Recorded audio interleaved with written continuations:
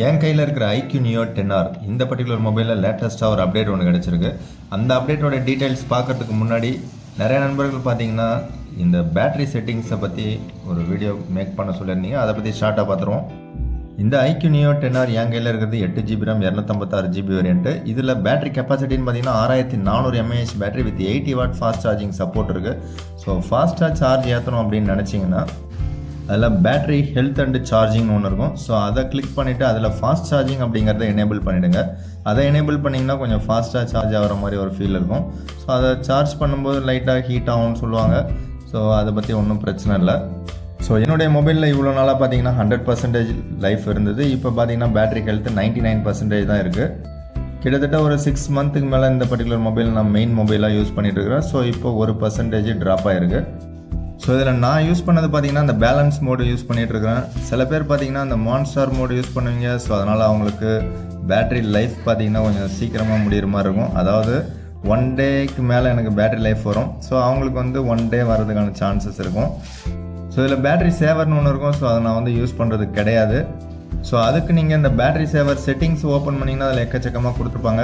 அதில் auto turn on battery சேவருங்கிறத நான் வந்து ஆஃப் பண்ணி வச்சுருக்கேன். ஸோ நார்மலாக நான் வந்து ஒரு 10 to 90 10% இருக்கும்போது நான் வந்து சார்ஜ் போடுவேன். அதாவது பிலோ 15 அண்டு ஒரு 95லேருந்து 100 வந்துச்சுன்னா நான் வந்து எடுத்துருவேன். ரொம்ப நேரமாக 100க்கு மேலே நீங்கள் வந்து சார்ஜரை போட்டு மெயின்டைன் பண்ணாதீங்க. 99ல் பார்த்தாலும் எடுத்துருங்க, 95க்கு மேலே நீங்கள் எவ்வளோ பார்த்தாலும் எடுத்துருங்க. ஸோ அதுதான் உங்களுடைய பேட்டரி ஹெல்த்தை வந்து நல்லா மெயின்டைன் பண்ணும். எனக்கு இந்த பேட்டரி சேவர் எனேபிள் பண்ணனாக்கா அது வந்து எனக்கு டிம்மாக காமிக்கும். ஸோ அதனால் அதை நான் இது வரைக்கும் யூஸ் பண்ணது கிடையாது. ஆரம்ப காலகட்டத்தில் மொபைல்ஸ்லாம் யூஸ் பண்ணும்போது யூஸ் பண்ணியிருக்கேன். இப்போலாம் நான் அந்த பேட்டரி சேவரை ஆன் பண்ணுறதே கிடையாது. மோஸ்ட்லி AMOLED டிஸ்பிளே அப்படின்னும் போது நீங்கள் டார்க் மோட் எனேபிள் பண்ணிங்கன்னா கொஞ்சம் நல்லாயிருக்கும். அதே மாதிரி நார்மலாக நீங்கள் வந்து 144 Hz வச்சிங்கனாலும் நல்லாயிருக்கும். ஸோ அது வந்து டிஸ்பிளே அண்டு பிரைட்னஸ் அதை எனேபிள் பண்ணிங்க அப்படின்னா உங்களுக்கு அதில் ஹை ரெஃப்ரெஷ் ரேட் அப்படிங்கிற ஒரு ஆப்ஷன் ஒன்று இருக்கும். ஸோ நீங்கள் வந்து ஹை ரெஃப்ரெஷ் ரேட் வேணாலும் நீங்கள் வச்சுக்கலாம். அப்படி இல்லாட்டி ஸ்மார்ட் சுவிட்ச் வச்சுக்கலாம். எனக்கு ஸ்மார்ட் சுவிட்சே போதுமானது. ஸோ உங்களுக்கு தகுந்த மாதிரி நீங்கள் செட்டப் பண்ணிங்க.